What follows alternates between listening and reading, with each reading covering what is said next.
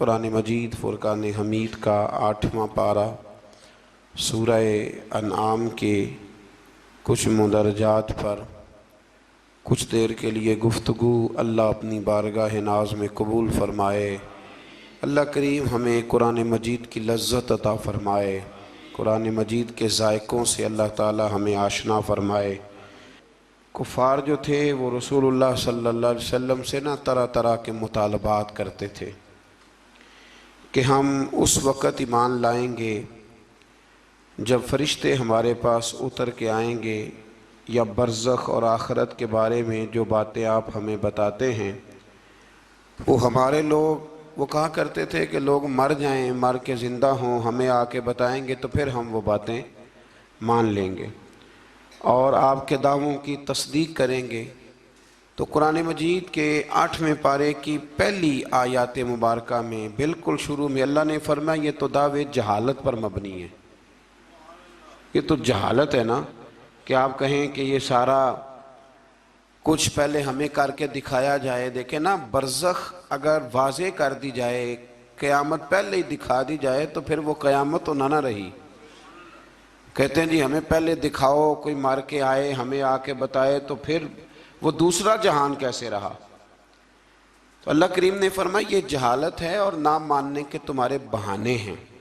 آپ غور فرمائے نا کہ ماں کے پیٹ میں 9 مہینے جو شخص رہتا ہے وہ کچھ بتانے کے قابل ہوتا ہے باہر آ کے؟ ایک جہان میں وہ رہا ہے نا، اس نے وقت گزارا ہے۔ تو یہ ان کا بالکل باطل اور جھوٹا دعویٰ تھا۔ اللہ کریم نے اسے جہالت قرار دیا ہے اور ہیلہ بازی قرار دیا ہے۔ آج بھی بہت سارے لوگ کہتے ہیں کہ اگر چیزیں کھل کے ہمارے سامنے آ جائیں تو ہم ماننے کو تیار ہیں۔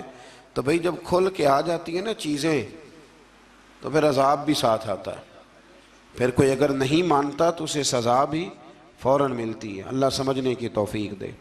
آیت نمبر 113 کے اندر رسول اللہ صلی اللہ علیہ وسلم کو تسلی دیتے ہوئے فرمایا، اور اسی طرح ہم نے ہر نبی کے لیے شیطان انسانوں اور جنوں کو دشمن بنایا ہے۔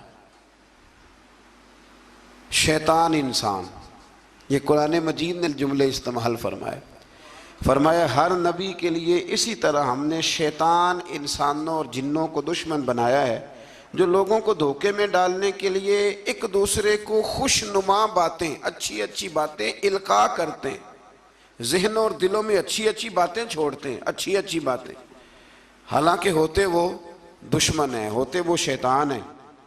مزید فرمایا کہ وہ اس لیے کرتے ہیں تاکہ منکرین آخرت کے دلوں کو اپنی طرف مائل کر لیں۔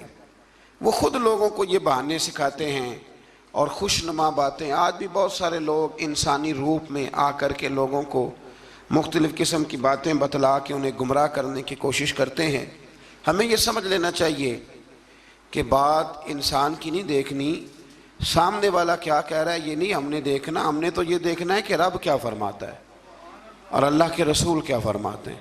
اللہ رسول کے فرمان کی روشنی میں جو شخص بات کرے گا اس کی بات کو قبول کیا جائے گا۔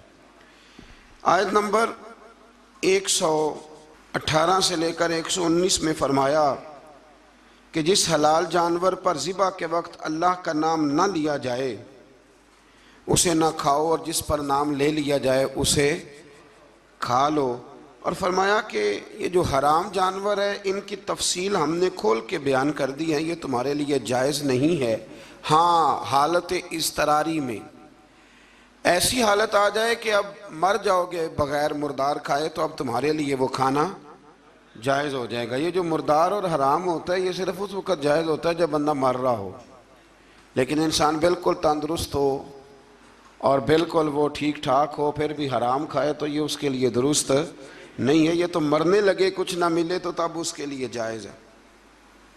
پھر اللہ تبارک و تعالیٰ نے ارشاد فرمایا کہ جو ظاہری گناہ ہیں وہ بھی چھوڑ دو، اور جو تمہارے باطن کے عیب ہیں نا، اندر کے چھپے جن کا کسی کو پتہ نہیں، وہ بھی چھوڑ دو۔ چھوڑ دو یہ عیب، مطلب ڈاکٹر آپ کو کہہ دیتا ہے کہ جناب آپ کی طبیعت خراب ہے تو گوشت چھوڑ دو، تو ڈاکٹر صاحب آپ تو یہ دیکھیں کہ مجھے بخار ہے تو آپ گوشت چھوڑنے کی بات کر رہے ہیں، میرے وجود پر زخم ہے تو آپ گوشت چھوڑنے کی بات کر رہے ہیں۔ تو ڈاکٹر کہتا ہے کہ ظاہری تندرستی تب ہوگی جب باطن میں آپ پرہیز کریں گے۔ تو رب فرماتا ہے مجھے تو پتہ ہے نا کہ تم کیوں الجھے ہوئے ہو، ظاہر کے گناہ بھی چھوڑ دو اور باطن کے گناہ بھی چھوڑ دو، اور جو گناہ نہیں چھوڑے گا تو جو کرے گا پھر اس کی سزا بھی پائے گا۔ آیت نمبر 123 میں فرمایا کہ وہ شخص جو گمراہی کے بعد ہدایت پا گیا اور قرآن کی ہدایت کی روشنی میں آگے بڑھ رہا ہے، اور وہ جو مسلسل گمراہی میں ہے، یہ دونوں برابر نہیں ہو سکتے۔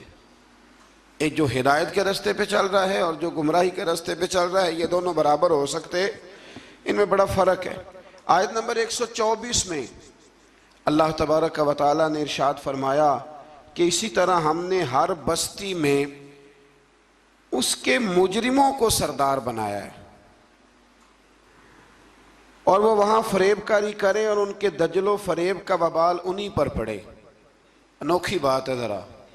رب کریم فرماتے ہیں کہ ہم نے سردار کچھ ایسے بنائے ہیں کہ جو مجرم قسم کے لوگ ہیں، یعنی انہوں نے پہلے جرم بڑے کیے تھے تو اللہ نے سزا دینے کے لیے انہیں سردار بنا دیا ہے۔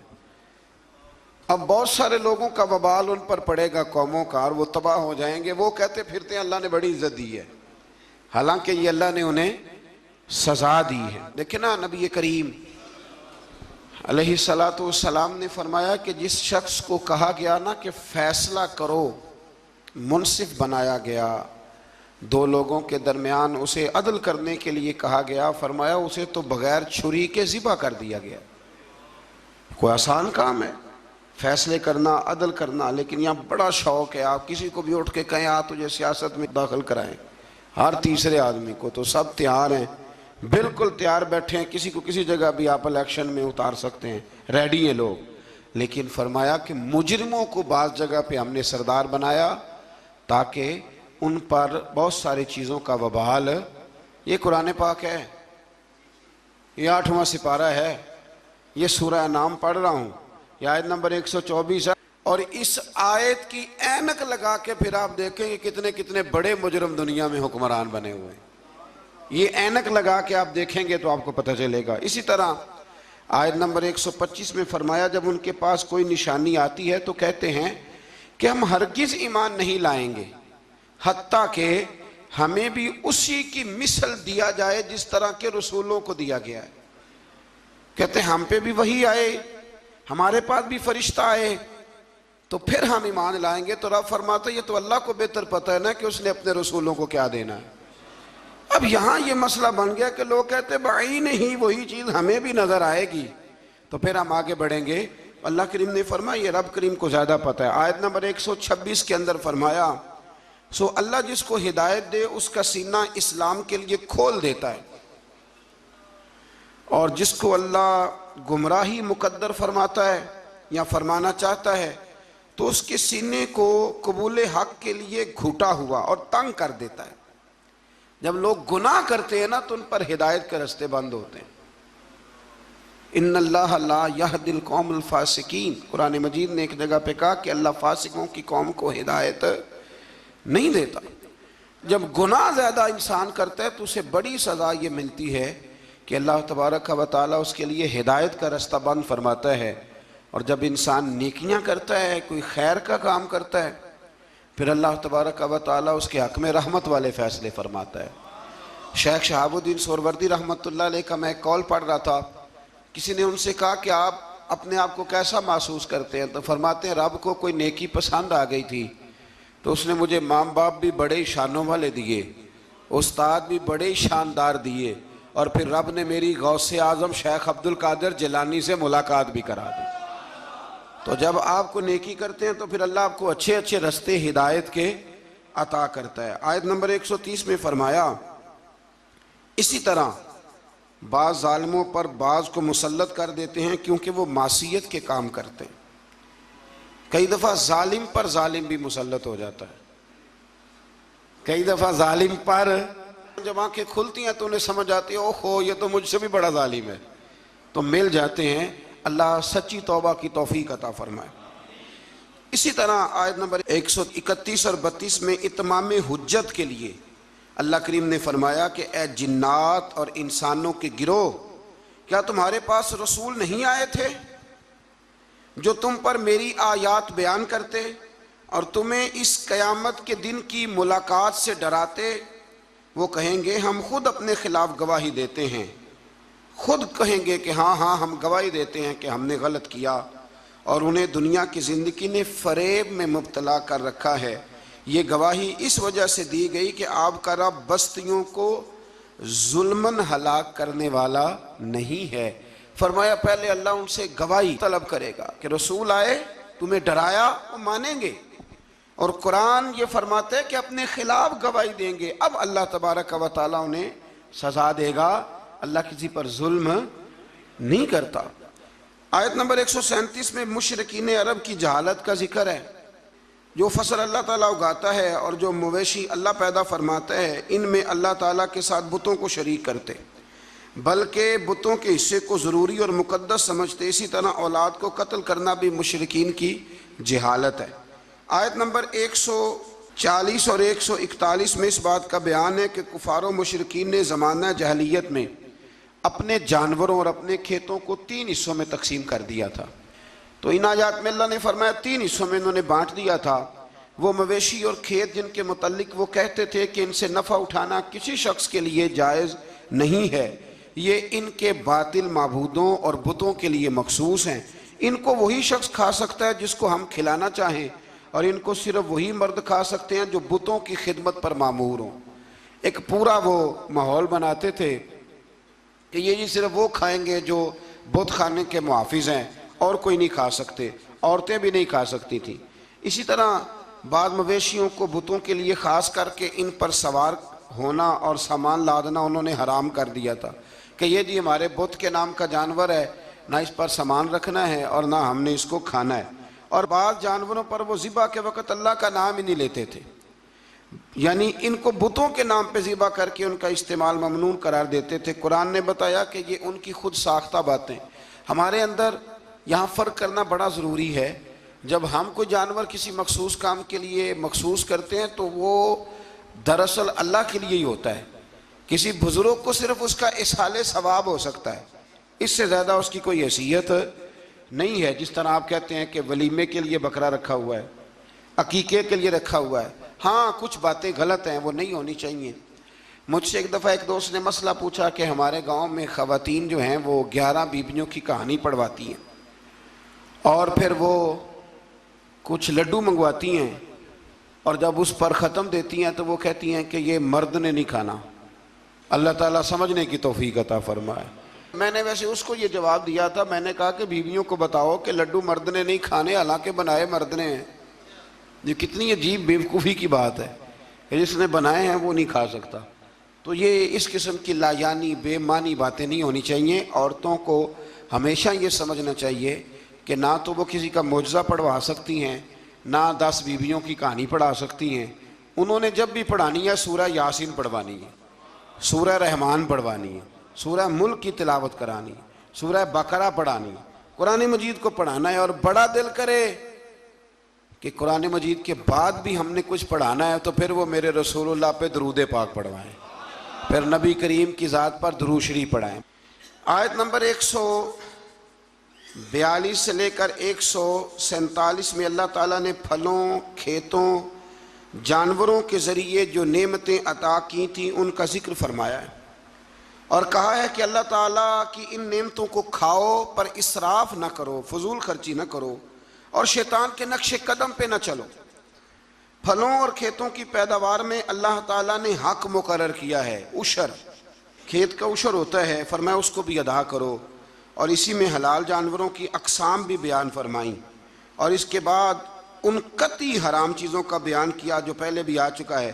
اور یہ بھی فرمایا کہ یہود کی سرکشی کی وجہ سے ناخنوں والے جانوروں اور گائے اور بکری کی چربی کو ان پر حرام قرار دیا گیا تھا، انہوں نے اسے پگھلایا اور فروخت کیا۔ فرمایا بعض لوگ نافرمانی کرتے ہیں تو اللہ ان پر بعض چیزوں کو حرام قرار دیتا ہے۔ جو رب کریم کی زمین پر اللہ کی رضا کے مطابق چلتے ہیں، اللہ انہیں بڑی آسانی عطا فرماتا ہے۔ آپ یقین کریں، کبھی جب ہم پڑھتے ہیں نا پرانی قوموں کے حالات اور ان کے معاملات اور پھر امت مسلمہ کو دیکھتے ہیں، تو آپ یقین کریں اللہ تعالیٰ نے ہمیں بڑا ہی آسان دین عطا فرمایا، بڑی آسان شریعت اور بڑا میٹھا اور ٹھنڈا طریقہ دین پر عمل کرنے کا۔ ہم بلا وجہ الجھ جاتے ہیں۔ بڑا سونا بڑا ٹھنڈا دین اللہ نے ہمیں عطا فرمائے، رب کریم ہمیں اس پر پورے عمل کی توفیق عطا فرمائے۔ آیت نمبر 149 میں فرمایا کہ ہر دور کے منکرین جو انکار کرنے والے تھے ایک نفسیاتی حربے کو بیان کیا۔ وہ جو کچھ بھی کر رہے ہیں کہ یہ اللہ کی مشیت ہے، اگر وہ نہ چاہتا تو ہم یہ سب کچھ نہ کر پاتے۔ یہ اکثر لوگ کہتے ہیں کہ اگر اللہ نہ چاہتا تو ہم یہ کام نہ کرتے۔ یہ ایک نفسیاتی حربہ ہے کہ اللہ نے طاقت دی ہے نا جی، تو یہ ایک نفسیاتی، اس کا بیان اللہ کریم نے یہاں ان آیات مقدسہ میں فرمایا۔ در حقیقت بات یہ ہے کہ اللہ کی مشیت اور ہے اور اس کی رضا اور ہے۔ مثلا مجرم کو سزا دینا اس کی مشیت ہے، لیکن اس کی رضا میں ہے کہ کوئی اس کی نافرمانی نہ کرے۔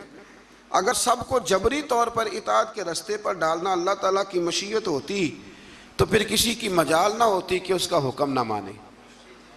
لیکن نا مشیت اور ہوتی ہے، رضا اور ہوتی ہے۔ اللہ کی یہ رضا نہیں کہ اس کے بندے دوزخ میں جائیں، لیکن اس نے قانون بنایا ہے کہ اگر تم نافرمانی کرو گے تو دوزخ میں، تو یہ رضا نہیں، یہ اللہ کی مشیت۔ تو یہ اللہ نے طاقت نہیں دی لوگوں کو، اس لیے نہیں دی تھی کہ وہ ظلم کریں، لیکن اگر انہوں نے ظلم کیا ہے تو اب انہیں سزا بھی ملے گی۔ تو یہ شخص نہ کوئی کہے کہ وہ اللہ کی دی ہوئی طاقت سے معاذ اللہ، یہ بہت سارے لوگ بیوقوفی والی باتیں کرتے ہیں۔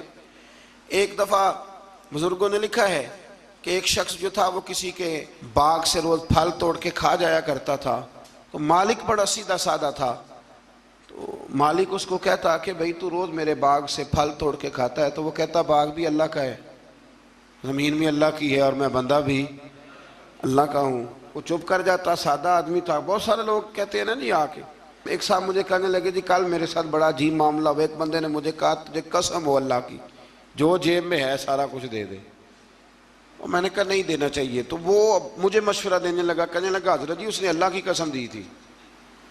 تو میں نے کہا مکان کتنے مرلے کا تیرا؟ کہنے لگا ہے 10 مرلے کا۔ کتنے کا ہے؟ کہنے لگا جی اللہ کا شکر ہے 60-70 لاکھ کا ہوگا۔ میں نے کہا ایک بندہ بلاؤں تجھے قسم دے تو اس کے نام رجسٹری کر دینا۔ کہنے لگے نہیں یہ نہیں ہو سکتا۔ تو میں نے کہا یہ کیسی کچی بات ہے کہ 500-700 کے لیے تجھے یاد ہے کہ یہ جائز ہے، لیکن وہ میرے دادا جی ایک بات کہا کرتے تھے، وہ دیہاتی لوگ ہوتے تھے تو دیہات کی مثالیں کئی دفعہ بڑی یاد رہ جاتی تھی۔ وہ کہا کرتے تھے کہ دودھ میں اور لسی میں مکھی گر جائے تو عورتیں اسے پھینک دیتی ہیں، لیکن اگر مکھن میں گر جائے نا تو پھر اس کو پھینکتی نہیں بلکہ مکھی نکال لیتی، کیونکہ گھی مہنگا ہوتا ہے نا تو لسی سستی ہوتی ہے۔ تو آپ چیزوں کو سمجھیں کہ ہمارا رویہ بڑا عجیب ہے معاملات کو سمجھنے کے حوالے سے۔ وہ بندہ بھی کہتا کہ جناب یہ پھل بھی اللہ کے تو باغ بھی اللہ کا تو میں بندہ بھی اللہ کا۔ بھولا آدمی تھا بیچارہ، چپ کر جاتا، کہتا تو ٹھیک ہے نا، کی پنجابی چاکی دا سی لبی شے خدا دی نہ تیلے دی، ختم ہو گئی بات۔ حالانکہ وہ کسی کی ہوتی ہے، تیلے پا دی کیوں نہیں ہوندی جی، وہ کسی دی حیثیت تانڈی کی ہے نا، لیکن بس ہمارا ذوق بن جاتا ہے کہ قابو آ گئی ہے تو قابو کرو معاذ اللہ۔ تو وہ بیچارہ بڑا پریشان تھا، تو ایک دن اس نے نا اپنے ایک شہر کے عالم سے بات کی۔ اس نے کہا کہ جناب وہ میرے ساتھ تو بڑی مصیبت بن گئی ہے، وہ روز پھل توڑ کے لے جاتا ہے اور کہتا ہے زمین بھی اللہ کی، باغ بھی اللہ کا، کھانے والا بندہ بھی اللہ کا۔ تو عالم کہنے لگے میں بھی تمہیں نسخہ دیتا ہوں، کل اس پہ استعمال کرنا۔ میں کہا ٹھیک ہے جی۔ وہ وقت پہ آ گیا باغ کا مالک، تو جب وہ آیا نا پھل توڑنے، اس نے پھل بڑے سیر ہو کے کھائے، اس نے کھانے کا موقع دیا۔ جب وہ فارغ ہو گیا اس نے اس کو رسی کے ساتھ درخت کے ساتھ باندھ لیا اور ڈنڈا پکڑ لیا، اور جب مارنے لگا تو کہنے لگا یہ کیا؟ کہنے لگا یہ چھڑی کی توفیق بھی اللہ کی، رسا بھی اللہ کا، باندھنے والا بندہ بھی اللہ کا، اب تجھے جو پھینٹی لگے گی وہ بھی اللہ کی دی ہوئی طاقت سے لگے گی معاذ اللہ، اب تو کھا۔ وہ کہنے لگا معاف کر دو، آج کے بعد یہ کام نہیں کروں گا۔ تو کہتے ہیں جی مشیت جی اللہ کی، اللہ نہ کرتا معاذ اللہ تو ہم، تو یہ ایک نفسیاتی جھوٹ ہے، اس کو آپ سمجھ لیں، آپ اس پر غور فرمائیں۔ تو یہاں بہت سارے لوگ یہ ظلم کرتے ہیں اور دین کی حدوں کو پامال کرتے ہیں۔ اللہ تعالی ہمیں سمجھنے کی توفیق عطا فرمائے۔ آیت نمبر 152 سے لے کر 161 تک میں اللہ تعالیٰ نے فرمایا، غالباً 9 باتوں کا حکم دیا ہے۔ سب سے پہلے ارشاد فرمایا کہ اللہ کے ساتھ کسی کو شریک نہ ٹھہرانا۔ دوسرے نمبر پہ فرمایا والدین کے ساتھ اچھا سلوک کرنا۔ تیسرے نمبر پہ فرمایا تنگ دستی کے خوف سے اولاد کو قتل نہ کرنا۔ اب تو بڑے بڑے لوگ عالم فاضل ہو کے کہتے ہیں بچے تھوڑے پیدا کرو، حالانکہ میرے نبی کریم علیہ السلام نے فرمایا اس عورت سے نکاح کرنا جو محبت زیادہ کرنے والی ہو اور بچے زیادہ پیدا کرنے والی ہو۔ تو یہاں معیار کیا ہے؟ تنگ دستی کے خوف سے اولاد کو قتل نہ کرو، اور فرمایا ظاہری اور چھپی ہوئی ہر قسم کی فحاشی سے بچو، اور نمبر 5 پہ فرمایا قتل ناحق نہ کرو، نمبر 6 پہ فرمایا یتیم کا مال ناجائز طریقے سے نہ کھاؤ، اور نمبر 7 فرمایا لین دین میں ناپ تول پورا کرو، 8 پہ فرمایا بلا تمیز سب کے ساتھ انصاف کرو، اور نمبر 9 میں ارشاد فرمایا کہ اللہ کے ساتھ کیے ہوئے وعدے کی پاسداری بھی کرو۔ تو اللہ تبارک و تعالیٰ نے ان 9 چیزوں کو بیان کیا، اور سمجھ لیں یہ خلاصہ بیان کیا میرے رب کریم نے، یہ پورے دین کا خلاصہ ہے۔ اور یہ ساری چیزیں بیان کرنے کے بعد ارشاد فرمایا کہ یہی سیدھا راستہ ہے، گروہ بندی چھوڑ کر اسی راستے کی پیروی کرو، اور کتاب الہی کے احکام کو ملحوظ خاطر رکھو، اور جو لوگ ایمان لانے کے لیے نشانیاں طلب کرتے ہیں ان کے پاس فرشتے آئیں یا اللہ تعالیٰ خود آئے یا اس کی کوئی نشانی آئے، قرآن نے بتایا کہ جس دن عالم غیب کی نشانیاں آئیں گی تو پھر ان منکرین کے لیے ایمان لانا بھی نفع بخش نہ ہوگا۔ جو دیکھ کر کلمہ پڑھے گا فرعون کی طرح، اس کا کلمہ پھر قابل قبول نہیں ہوگا۔ یہ تو قابل قبول تب ہی ہے کہ یؤمنون بالغیب، کہ تو بغیر دیکھے ایمان لے آ۔ اور یہ بھی فرمایا کہ اے رسول جنہوں نے دین کو گروہوں میں بانٹ دیا ہے آپ کا ان سے کوئی تعلق نہیں ہے، جنہوں نے بانٹ دیا اللہ تبارک و تعالیٰ کے دین کو، یہودیوں نے عیسائیوں نے تقسیم کر دیا۔ آیت کے اندر اللہ تبارک و تعالیٰ نے حقیقت ایمان، روح ایمان اور مسلمانوں کے مقصد حیات کو بیان فرمایا۔ یہ آیت پورے دین کا لب لباب ہے، نماز، روزہ، حج، زکوٰۃ، وضو، غسل، صدقات، خیرات، عبادات، ان سب کا نچوڑ ہے۔ فرمایا کل اے محبوب فرما دے، جو بڑی پیاری باتیں تھیں وہ اللہ نے محبوب سے کل کہہ کے سنی ہے۔ کہا محبوب ذرا کہو کیا، ان صلاتی و نسکی و محیای و مماتی للہ رب العالمین۔ فرمایا محبوب فرما دیجئے کہ بے شک میری نماز، میری قربانیاں، میرا دنیا میں ظاہری طور پہ رہنا یا میرا پردہ کر جانا سب اس رب کے لیے ہے جو تمام جہانوں کے پالنے والا ہے۔ یہ لب لباب ہے۔ حضرت مجدد الفسانی رحمۃ اللہ علیہ فرمایا کرتے تھے 3 چیزوں کا نام دین ہے، علم، علم پر عمل، اور عمل میں اخلاص، ریاکاری نہ ہو۔ فرمایا 3 کام کر لے تیرا دین مکمل ہو جائے گا۔ ختم ہو گئی بات۔ آگے پھر سورہ اعراف شروع ہوتی ہے۔ اعراف کے معنی بلندی کے ہیں، اس کا معنی جاننا اور پہچاننا بھی ہے۔ اصحاب اعراف کے بارے میں ایک قول تو یہ ہے کہ ان کی نیکیاں اور گناہ برابر ہوں گے، ان کا مقام جنت اور دوزخ کے درمیان ہوگا۔ یہاں یہ وہ لوگ ہیں جو اہل جنت اور اہل جہنم کو پہچاننے والے ہوں گے۔ یہ اعراف والے نا، ایک جنتی ایک جہنمی، اور درمیان میں اعراف، یعنی جس کی ایک گناہ زیادہ ہو گئے تو جہنم میں گیا، اور جس کی نیکیاں زیادہ ہو گئی اللہ کے فضل سے وہ تو جو کچھ برابر برابر والے ہیں ان کے لیے مقام اعراف ہے، ان کے لیے مقام اعراف ہے۔ اور کچھ نے لکھا ہے نہیں یہ تو بلند مقام ہے، یہاں تو اللہ فرشتوں اور نبیوں کو جگہ عطا فرمائے۔ بعض مفسرین نے یہ قول بھی بیان فرمایا۔ اس سورہ مبارکہ کی ابتدا میں سرکار دو عالم صلی اللہ تعالیٰ علیہ وسلم کو تسلی دی گئی کہ آپ کفار کے ظلم سے، بے وفائی سے اور ان کے سخت رویے سے تنگ دل نہ ہوں، بلکہ آپ اپنا فرض ادا کرتے رہیں اور کتاب مقدس کی تبلیغ بھی آپ کرتے رہیں اور سرگرم ہو کے کرتے رہیں۔ ان سے آپ کو پریشان ہونے کی ضرورت، یعنی اس کا معنی یہ ہے کہ رب کریم آپ کے پیغام کو پوری دنیا میں پھیلا دے گا۔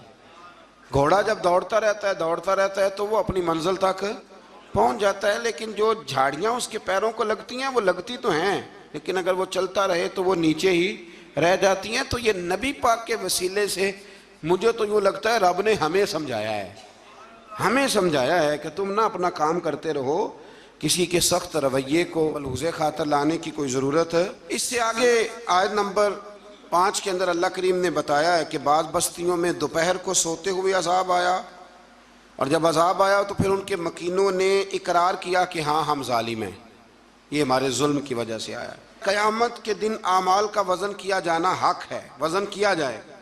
جن کی نیکیوں کا پلڑا بھاری ہوگا وہ فلاح پائیں گے اور کامیاب ہوں گے، اور جن کی نیکیوں کا پلڑا ہلکا ہوگا وہ نقصان اٹھانے والوں میں سے ہوں گے۔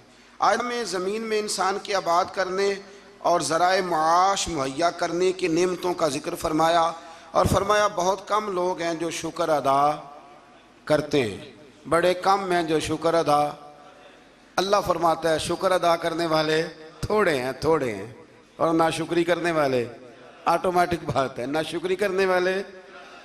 اچھا وہ کبھی کبھی میں سوچتا ہوں کہ کبھی رجیا بندہ ملے نا، کوئی پیسے ہیں تو پاکستان میں جو لوگ دنیا کے مالداروں میں شامل ہو گئے ہیں نا، پاکستان کے نہیں، ایشیا کے نہیں، دنیا کے مالداروں میں، ان کے کاروبار بھی ابھی جاری ہیں، اور ابھی تو انہوں نے جھاڑو پکڑا ہوا ہے پیسے جمع کرنے کا، سیر ہونے کا کوئی جگہ کوئی مقام۔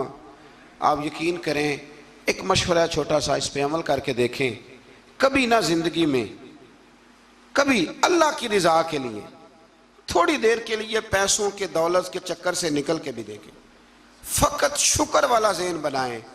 یعنی میری رائے یہ ہے کہ رمضان المبارک الحمدللہ 2 دن رہ گئے پہلا عشرہ ختم ہونے میں، یہ 2 دن پورے، صرف 2 دن، زیادہ کی طلب نہیں کرنی، بس جتنے پچھلے ملے ان پہ صرف شکر ہی کرنا ہے۔ اور بھائی سنو، فضل کی طلب تو ہر وقت کرنی ہے، لیکن پچھلے کا شکر ادا کریں۔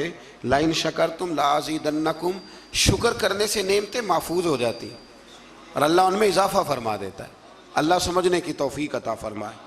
آیت نمبر 12 سے لے کر 28 تک پھر حضرت آدم علیہ السلام اور جناب حوا کا واقعہ، پھر شیطان کی وہ ساری بات۔ یہ واقعہ قرآن پاک میں کم و بیش 7 جگہ پہ بیان ہوا ہے۔ یہاں بھی بیان کیا گیا کہ اللہ تعالیٰ نے اس کو کہا سجدہ کر، پر اس نے سجدہ نہ کیا، اور نہ کرنے کے بعد پھر اس نے یہ کیا کہ حضرت آدم علیہ السلام کے پاس گیا اور ان سے بھی اجتہادی خطا کرائی۔ میں جو لفظ بول رہا ہوں اس پر غور کریں، اجتہادی خطا، یہ لفظ آپ نے یاد رکھنا ہے۔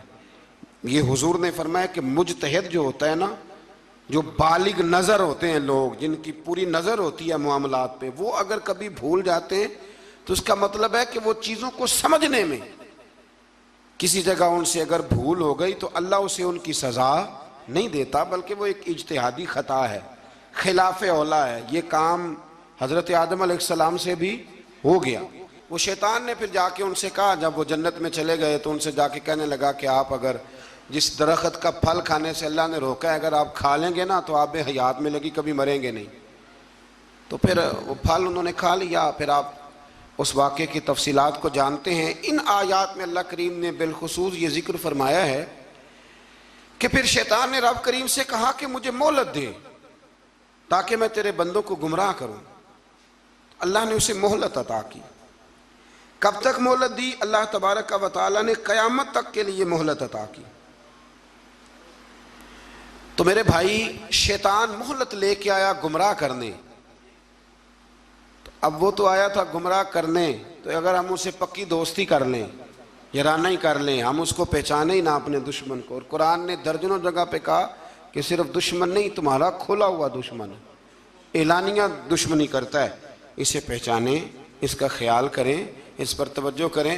ہم ایسے بزرگوں کو بھی جانتے ہیں کہ جن کو شیطان سمجھتا تھا کہ ان پر ہمارا داؤ نہیں چل سکتا، سمجھتا تھا وہ، اور کچھ رب کے بندے ایسے جن سے ویسے ہی بھاگ جاتا ہے۔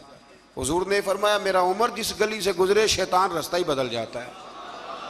لیکن نا 2 قسم کے لوگ ہیں جن کو آپ خوش آمدید کہہ کے گلے لگاتے ہیں، اور کچھ ایسے ہیں جو آپ کو دیکھ کے رستہ بدل جاتے ہیں۔ میں کبھی کبھی بڑا خوش ہوتا ہوں، محلے کی کسی گلی سے گزرتا ہوں تو کسی بچے نے اونچی آواز کر کے ڈیک لگایا ہو تو چھوٹی کر دیتا ہے یا بند کر دیتا ہے، بلکہ کئی دفعہ بڑا لطف آتا ہے کہ وہ بچہ بند کر رہا ہے تو دوسرا اسے کہہ رہا ہے کی تکلیف ہے، کیوں بند کر رہا ہے؟ تو کہتا پیر صاحب گزر رہے ہیں، تھوڑی دیر ٹھہر جا۔ تو الحمدللہ تعالی ہم نے کیا کر لینا ہے، نہ بھی وہ کرے تو یہاں تو اپنے بچوں پہ اللہ ماشاءاللہ کم زور چلتا ہے لوگوں کا، تو پھر دوسرے کا بچہ حیا کرے۔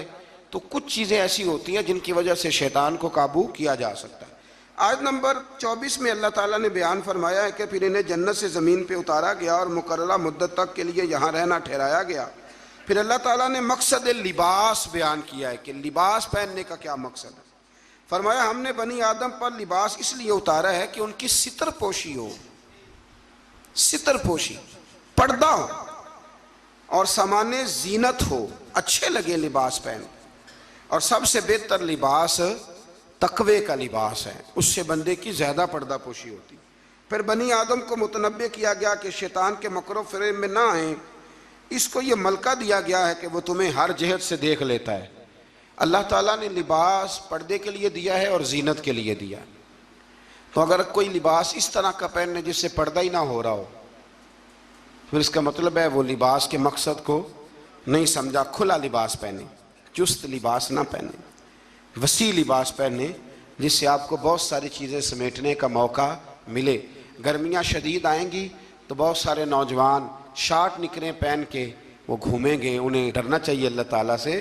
میں پوچھتا ہوں کئی دفعہ بچوں سے کہ یہ تھوڑا سا جو آپ نے پاجامہ کاٹ لیا ہے تو اس سے کس قدر زیادہ آپ کی گرمی ختم ہو گئی ہے۔ سمجھے چیزوں کو، مطلب ہم جان بوجھ کے اس کام کی طرف لپکتے ہیں کہ جو کام بڑا ہی ناپسندیدہ ہے۔ اللہ تعالیٰ ہمیں سمجھنے کی توفیق عطا فرمائے۔ آیت نمبر 32 و 33 میں فرمایا کہ اے بنی آدم، ہر عبادت کے وقت لباس زینت کو اختیار کرو اور اسراف سے بچتے رہو۔ اسراف سے بچتے ہوئے اللہ تعالیٰ کی نعمتوں سے استفادہ کرو۔ پاکیزہ چیزیں خواہ لباس ہو یا خوراک ہو مومنوں کے لیے حلال ہیں۔ اللہ نے ظاہر اور باطن میں بے حیائی، گناہ اور حق سے نکل جانے کو حرام قرار دیا ہے۔ باقی کسی کے پاس پیسے ہوں تو وہ 10,000 کی ایک وقت روٹی کھا لے تو اس کے لیے وہ ناجائز نہیں ہے، وہ 10 لاکھ کا بھی لباس پہن لے تو اس کے لیے منع، لیکن اسراف سے بچے، فضول خرچی سے بچے۔ کچھ لوگ ایسے ہیں جن کے پاس چیزیں ہوتی ہیں پھر بھی چھپاتے ہیں کسی کو پتہ نہ چل جائے۔ یعنی سادگی اس کا نام نہیں ہے کہ آپ پیسے اندر چھپا کے پرانے کپڑے پہن کے نکل آئیں، یہ سادگی ہے، یہ کنجوسی ہے۔ نبی کریم علیہ السلام نے نا حضور صلی اللہ تعالی وسلم نے ایک شخص کو دیکھا تھا کہ پھٹے پرانے کپڑے پہنے ہیں، تو حضور نے آواز دی، فرمایا تیرے اوپر تو بڑا فضل ہے اللہ کا۔ حضور الحمدللہ، تو فرمایا اچھے کپڑے پہنا کر، رب کریم جب نعمت دیتا ہے تو اثر دیکھنا پسند فرماتا ہے۔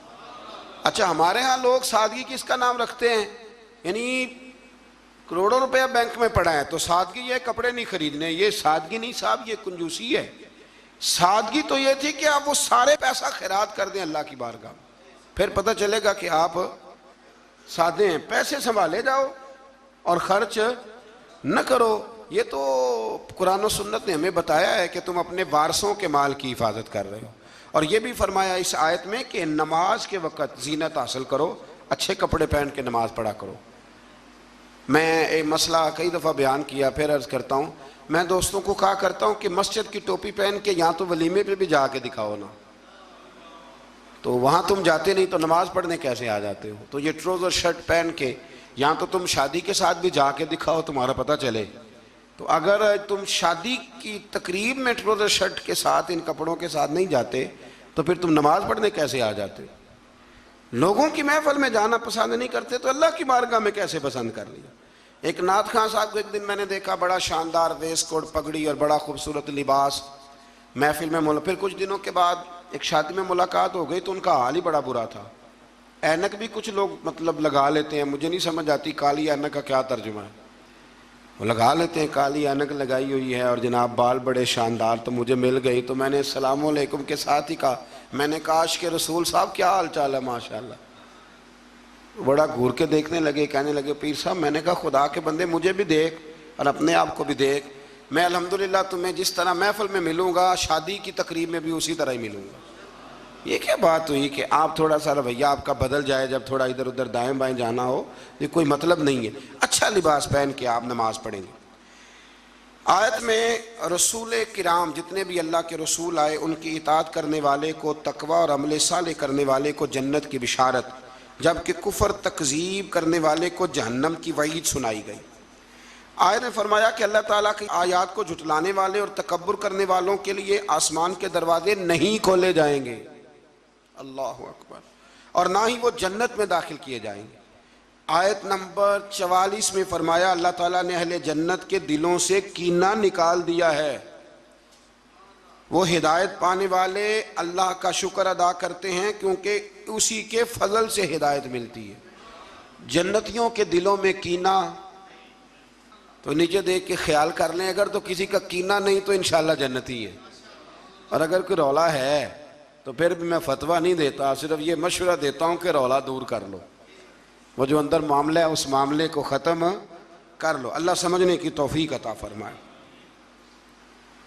آیت نمبر 45 کے اور اس کے بعد کی آیات میں فرمایا اللہ تعالیٰ نے کہ آخرت میں جنتی جہنمیوں کو پکاریں گے کہ ہم نے تو اپنے رب کے وعدے کو سچا پایا ہے، بتاؤ تم نے کیسے پایا؟ جنتی جہنمیوں سے پوچھیں گے۔ تو ان دونوں کے درمیان سے ایک پکارنے والا پکارے گا کہ ظالموں پر اللہ کی لعنت ہو۔ مزید فرمایا کہ جنتیوں اور جہنمیوں کے درمیان حجاب ہوگا، اور اہل اعراف دونوں گروہوں کو ان کی نشانیوں سے پہچانیں گے، اور جنتیوں کو سلام کریں گے اور جہنمیوں سے کہیں گے کہ تمہاری جماعت اور تمہارا تکبر، تمہاری جماعت، وہ جس جماعت کے تم لیڈر تھے، سربراہ تھے، جس برادری کے تم چیئرمین تھے، تمہاری جماعت اور تمہارا تکبر آج تمہارے کسی کام نہ آیا۔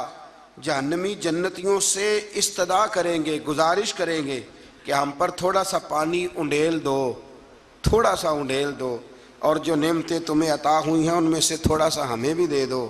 مگر اللہ تعالیٰ نے فرمایا کہ یہ چیزیں کافروں پر حرام ہیں، ان کے لیے ہیں ہی نہیں۔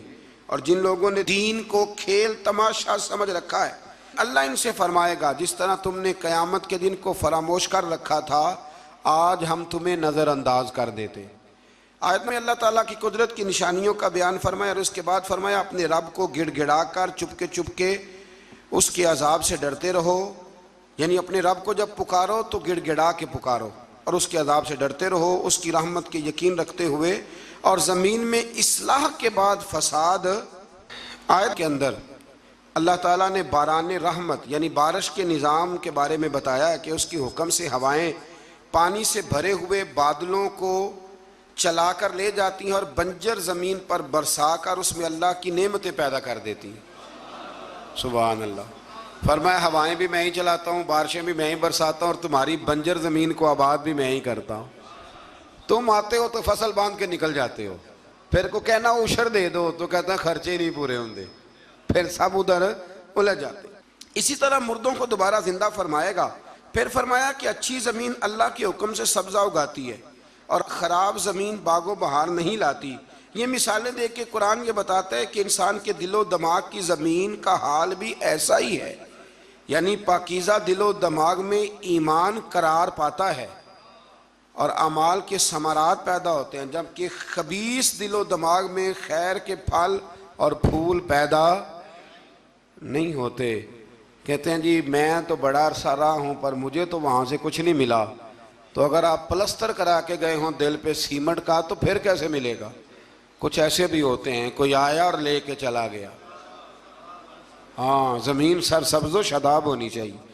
ابو جال نے نا پکی چپس کرائی تھی، اوپر ٹائلیں لگوائی ہوئی تھی، تو سامنے آیتیں آتی رہیں پر اسے کوئی اثر نہ ہوا۔ خواجہ اویس کرنی نے دیکھا بھی نہیں، زیارت بھی نہیں کی، تو میرے رسول پاک نے فرمایا عمر جبہ لے جانا، شاباشی بھی دینا، جبہ بھی دینا، اور اسے کہنا میری امت کے لیے دعا بھی کرے۔ تو سمجھ لیں چیزوں کو کہ اندر کا بھی تھوڑا سا نا لحاظ رکھیں۔ اللہ سمجھنے کی توفیق عطا فرمائے۔ آیت نمبر 60 میں حضرت نوح علیہ السلام اور ان کی قوم کے حالات بیان کیے گئے کہ ان کی قوم کے سرداروں نے کہا کہ معاذ اللہ آپ تو کھلی گمراہی پہ ہیں۔ سردار نبی کو کہہ رہے ہیں کہ آپ گمراہ ہو گئے، سردار نبی کو۔ اگر حضرت نوح کی قوم کے سردار نبی کو کہہ سکتے ہیں کہ تم گمراہ ہو گئے، تو اگر آج کے سردار کسی مولوی کو کہہ دیں تو ان کو کوئی ٹینشن لینے کی ضرورت، یہ سرداروں کا طریقہ پرانا چلا آ رہا ہے، کہہ دیتے ہیں۔ حضرت نوح علیہ السلام نے فرمایا میں تو اللہ کا رسول ہوں اور میرا کام تمہاری خیر خواہی ہے اور تم تک دعوت حق کو پہنچانا ہے۔ اس کے بعد قوم نوح کی تکذیب، طوفان نوح اور نوح علیہ السلام اور ان کے ساتھ کشتی میں سوار افراد کے سوا سب کے غرق ہونے کا ذکر بھی اللہ تعالیٰ نے بیان فرمایا۔ پھر آیت نمبر 66 میں حضرت ہود علیہ السلام اور ان کی قوم عاد کا ذکر ہے۔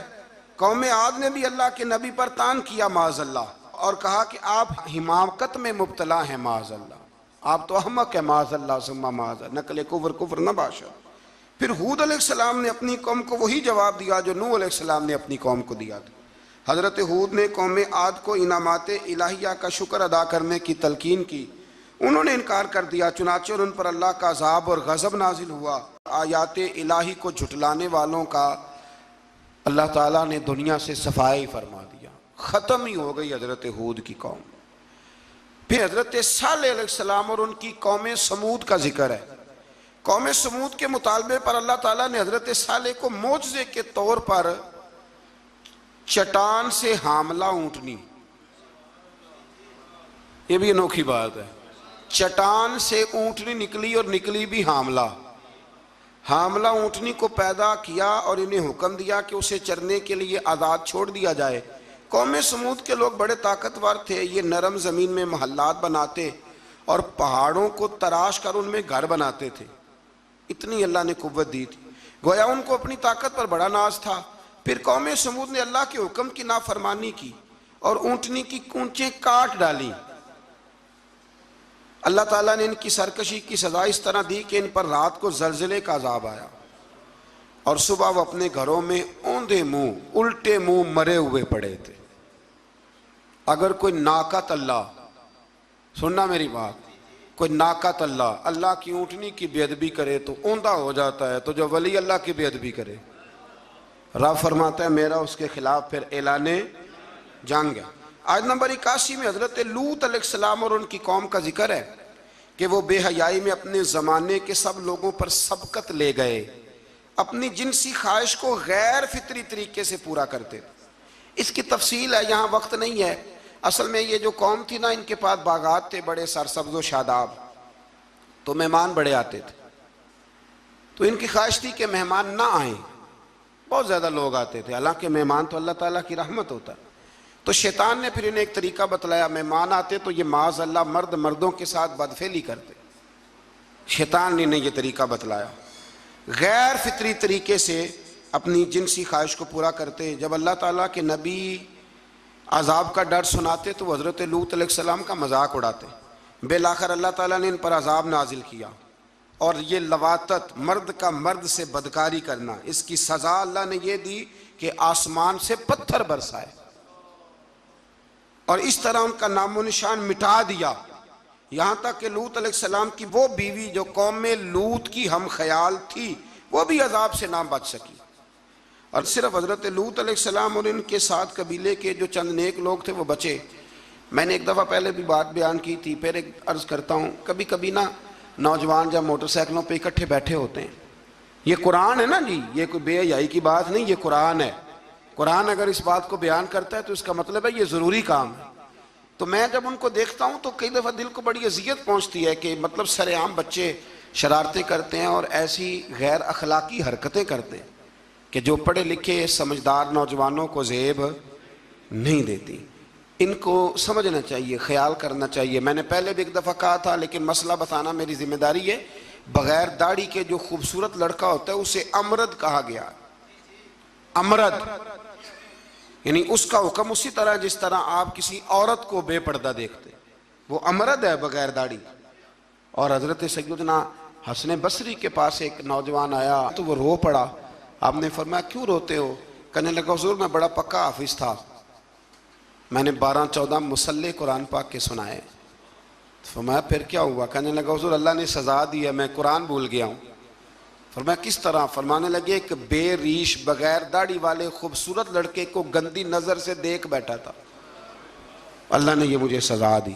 پھر حضرت حسن بصری نے طریقہ بتلایا، پھر اس نے توبہ کی، تو سمجھ لیں کہ یہ اتنا برا فعل ہے کہ یہ کرنے والے پر آسمان سے پتھر برستے ہیں۔ حضرت لوط کی قوم پر تو آج اگر قوم یہ کام کرے، ہم جنس پرستی، عورتوں کے ساتھ شادی ہونے تک کے واقعات، عورت کے عورت کے ساتھ، مرد کے مرد کے ساتھ، لوگ اس کو آزادی کا نام دے رہے ہیں۔ یہ آزادی نہیں، یہ بے حیائی ہے، یہ فحاشی ہے، یہ عریانی ہے۔ اللہ تعالیٰ ہمیں سمجھنے کی توفیق عطا فرمائے۔ پھر آخر میں آیت نمبر 86 میں اللہ تعالیٰ نے اس پارے کی جو آخری آیات ہیں اس میں اللہ تعالیٰ نے حضرت شعیب علیہ السلام اور ان کی قوم کا ذکر فرمایا۔ قرآن نے بیان کیا کہ ان کی ناپاک خصلتیں یہ تھی کہ وہ ناپ تول میں ڈنڈی مارتے تھے، یعنی رمضان المبارک کے اندر بھی مقناطیس نکل آتا ہے ترازوؤں کے نیچے سے، رمضان میں آپ سمجھ لیں مقناطیس نکل رہا ہے ترازوؤں کے نیچے، یہ حال ہے۔ ڈنڈی مارتی تھی شعیب علیہ السلام کی قوم، اور دوسروں کی چیزیں کم تول کے دیتے تھے، اور راستے میں بیٹھ کر اہل ایمان کو ڈراتے اور انہیں راہ راستے روکتے۔ انہیں بھی کہا گیا کہ فساد فی الارض سے باز آؤ اور اپنی پہلی سرکش امتوں کا انجام دیکھ لو، لیکن وہ بھی باز نہ آئے تو پھر اللہ نے ان پر بھی عذاب نازل فرمایا۔ اللہ تعالیٰ آسانی عطا کرے۔ آخر دعوانا الحمد۔